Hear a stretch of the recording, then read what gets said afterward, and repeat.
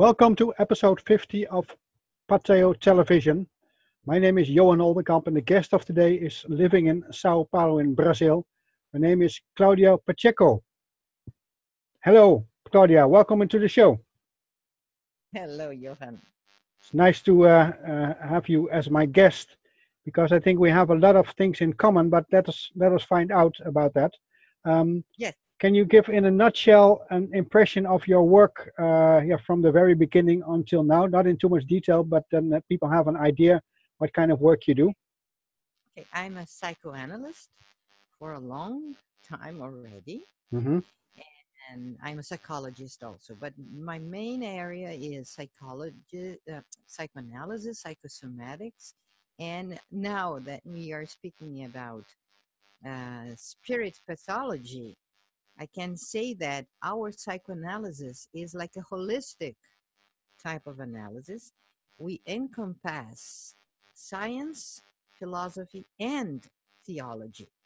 So I can tell you, we deal with many aspects in the human being, like feeling, thought, and action.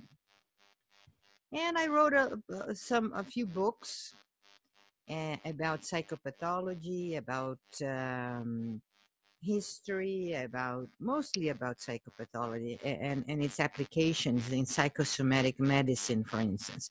Lately, I have been dedicating myself because I'm the director of a new college here, a trilogical college. We have a few courses like education, theology, arts, and environment administration. We deal with the psychopathology applied to many areas. Okay, so it's great. a new field of thought. Yes. Can you please push away the microphone a little bit, Cláudia, because it's echoing. Okay. Yeah. Okay. Is this better?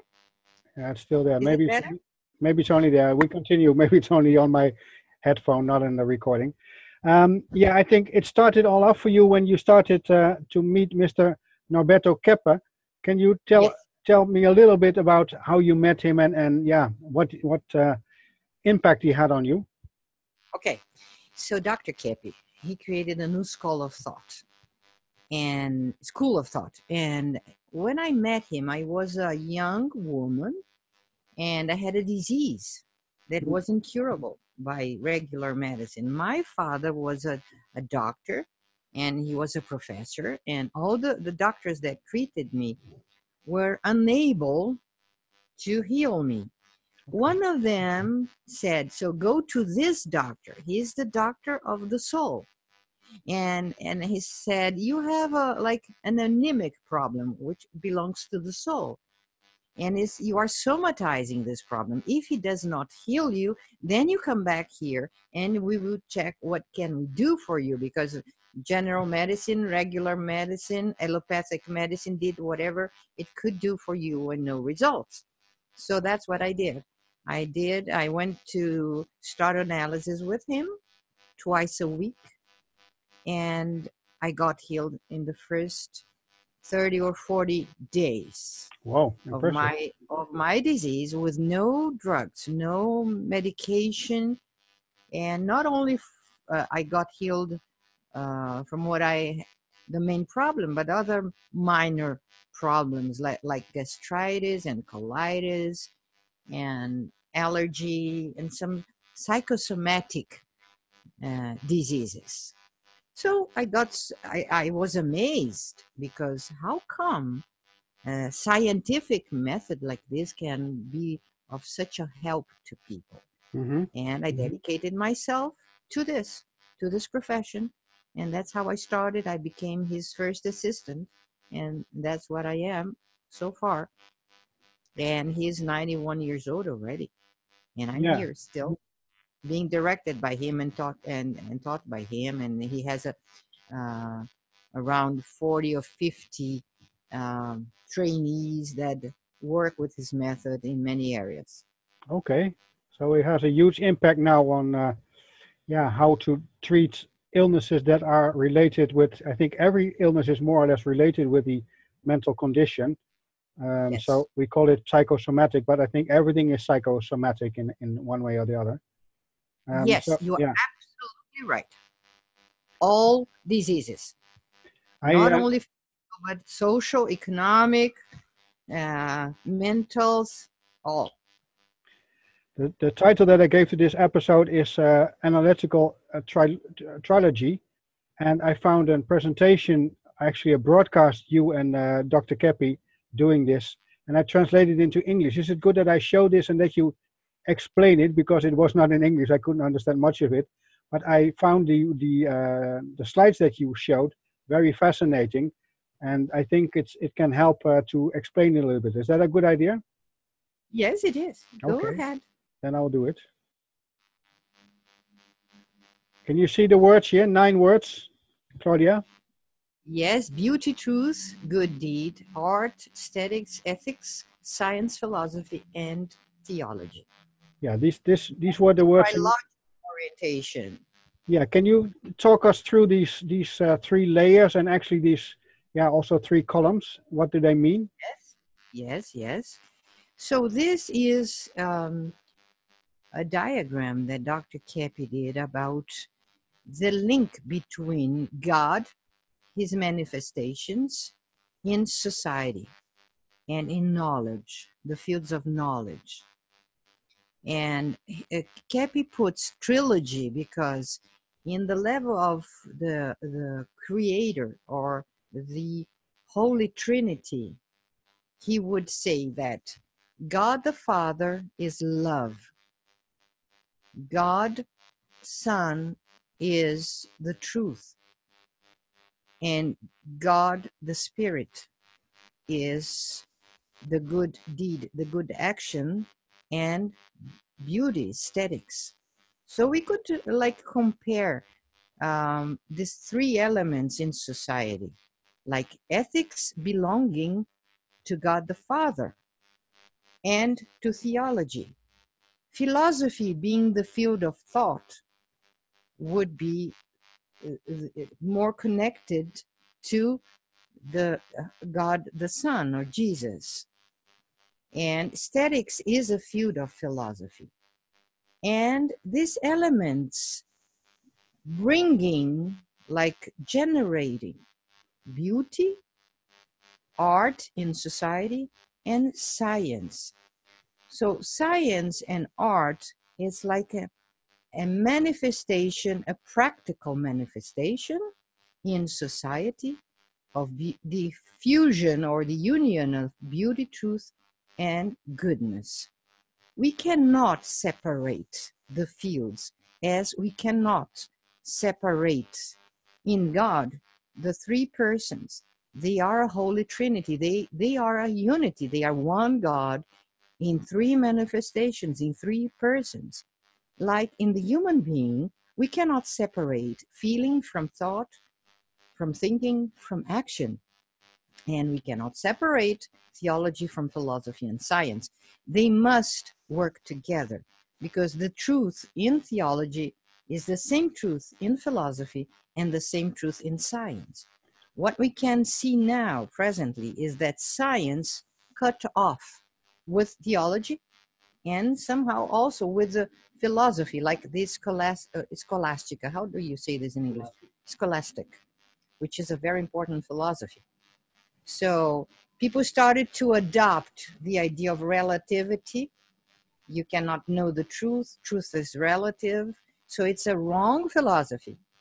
And even worse, a materialistic idea that God is a creation of a weak, dependent man. It's a mind of a man that is weak and dependent that created the idea of a God.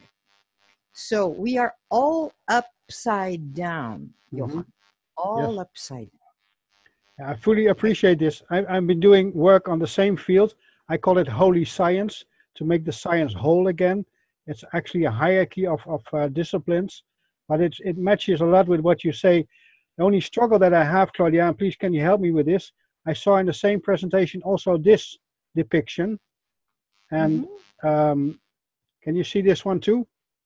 Yes, I can. Yeah, because I see the Trinity, as you explained it, is very clear in this one to me. But Yes, yes. it seems to be not completely matching with the previous one. So can you please explain how they still fit together? I guess Dr. Keppe is analyzing this from another perspective. Okay. So probably he analyzed this the left, like the yellow diagram, for another reason, through another perspective, because all this trilogy or the Trinity exists in all beings, all things, all creation is like crime. There are this combination. It's like a dialectic.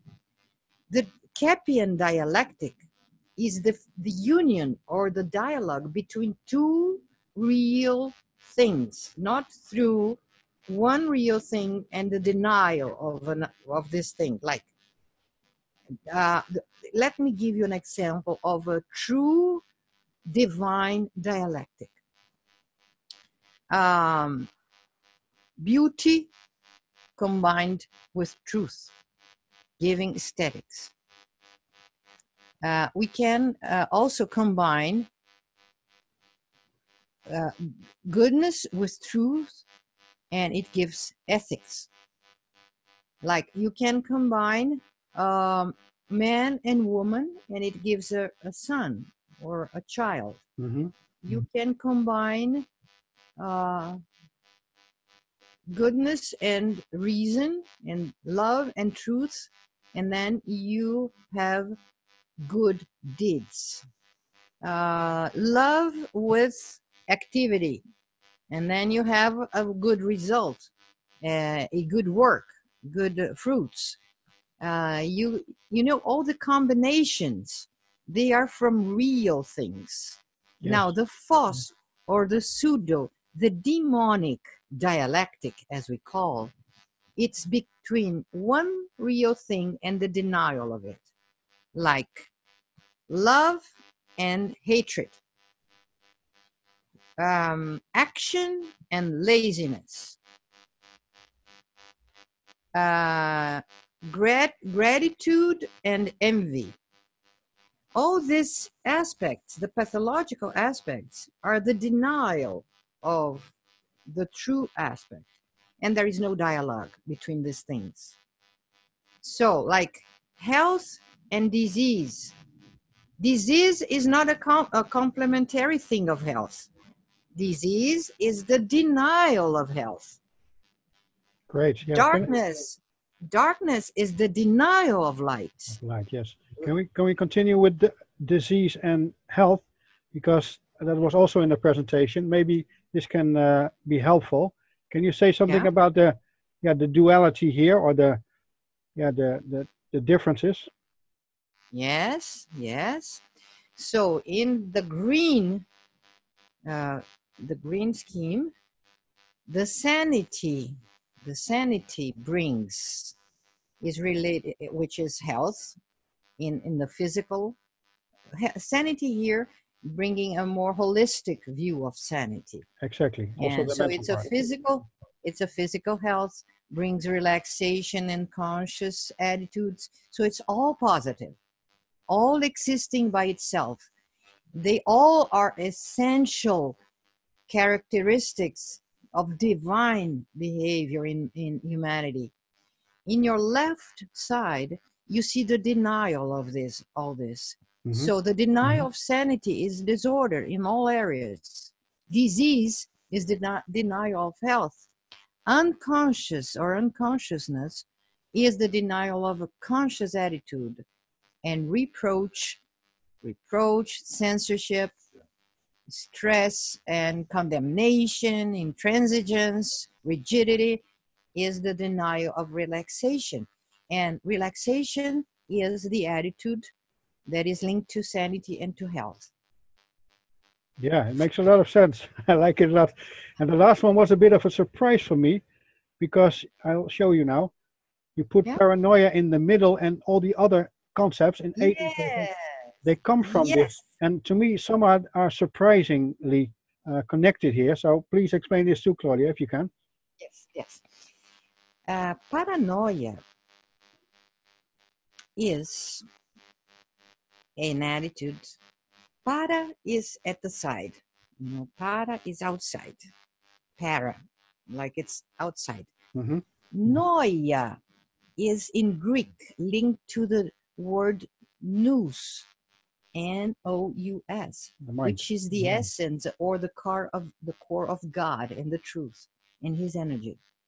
Paranoia is when you choose to be separated outside the energy of God, which in us is manifested through consciousness, for example.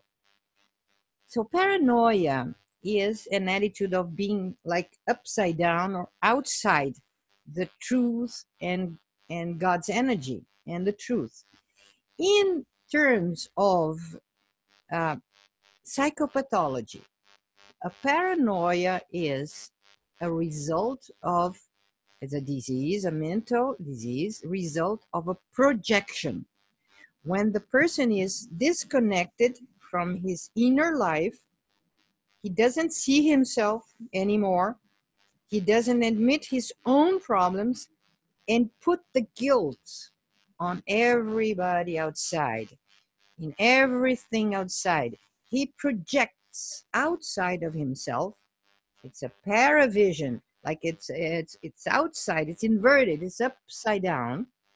So I am sick, I am a victim, I have this problem because of my father, my mother, society, my brother, whatever guilt object he wants to project. So paranoia is always projection that comes from censorship, comes from you censoring your own inner life and your own inner problems. So all depression, all phobias, all anguish is a result, all these manifestations, these symptoms that Keppe puts here are the result of this paranoid thinking. Mm-hmm. I'm afraid because the danger is outside. I'm afraid because the others are going to kill me. The food is going to kill me. And the society is the only to blame. And my mother and my father were the only ones to blame because they didn't give me love, sufficient love and support. Or God is the one to blame, or whatever outside of myself is to blame. So this is the basis. You find this in all diseases, in all symptoms. The root is this kind of reasoning, to put the blame, to accuse things outside of ourselves for our problems. Did you understand? I fully understand it, and I think for to clarify it, you use the word censorship, but maybe I should have put the word there instead of reproaching, because that's what you mean. You suppress a Yes. part of reality, and therefore you create an inner disbalance, causing all Yes. kinds of effects. Yeah. And reproach could be a result of the suppression. Yes. So if I suppress the perception of my own negative attitudes, because for Keppe, there is no disease by itself. It's always a result of an attitude against what is good, beautiful, and truthful. It's like an attitude against our own sanity, which is always linked to God. So this is the theological part of it. Yes, indeed. And so the reproach or the accusation is a result of suppression. And what I like about this, that you also put obesity here, because some people think it's only a matter of more exercising or becoming more, eating more healthy. But the mental aspect of it is mostly completely ignored, and I like it that it's out here in the diagram. Yes, and you could also add here other diseases like anorexia, for instance. Exactly. In other, like substance abuses. All the problems are coming from paranoia because can I quote some things about theology? Sure. Here? Sure, go ahead. Okay. So remember what Jesus Christ said. All diseases, they don't come from outside through our mouths. We don't eat them up. They come through the mouth, from the heart. All diseases, all suffering, they come from our inner self, from our heart, which is an attitude. We use our will invertedly. So we use our will to deny the good. So Keppe said that the basis of inversion, the psychosocial inversion, Johan, is the basis of it is this inversion of seeing, being attracted to evil, to what is negative, to vices, to sin, to pathology, to whatever name you can give to it, having this feeling attracted to it and seeing in it advantage, and refusing goodness and God because it's like it's not that good. It's restrictive. It's old-fashioned. It's an illusion. It's a fantasy. That the real truth is evil. So this seems to be in the deep, deep core of each human being. You can see kids, small kids, children. They can destroy their best toys and clothes and their health. If parents let them, they will kill themselves. And this attraction to death, it's not coming from what Freud called instinct of death. It comes from the original sin of seeing evil in what is good and good in what is evil. Yes, and I think, Claudia, that is actually the core of your work and with Dr. Keppe's work too, the whole inversion, that everything is turned upside down in this rather strange reality, causing all kinds of effects, and people then try to get rid of the effects without seeing the cause. The cause is that we have somehow put things upside down, and everything followed from that. Yes, Johan, you are right. And I'm amazed because you already studied it so far and understand it so well. So I'm amazed. Like, congratulations, you did that. And I'm very pleased. Every time you have any doubt of any diagram of any concept, you can call me. You can write me, you can call me, you can ask me to record. It's a pleasure. Thank you very much. Yeah. Our time is almost up, so we have to make an ending to this. But I was really happy that you were my guest, and this video is just to promote the work you and Dr. Keppe are doing, because I think it's very important that people see there is a holistic approach to, disease in general, and that we should focus on the holistic concept of man, also in relation to God and the whole, spiritual aspect of it. So I think you are a colleague of mine without knowing, and I'm very happy that we got in contact. So thank you for your time, Claudia. And thank you, Johan. Thank you very much for your attention, for your initiative. And count on me every time you want to have any clarification. Great. Okay. Bye for now. Bye-bye. Bye. Bye-bye.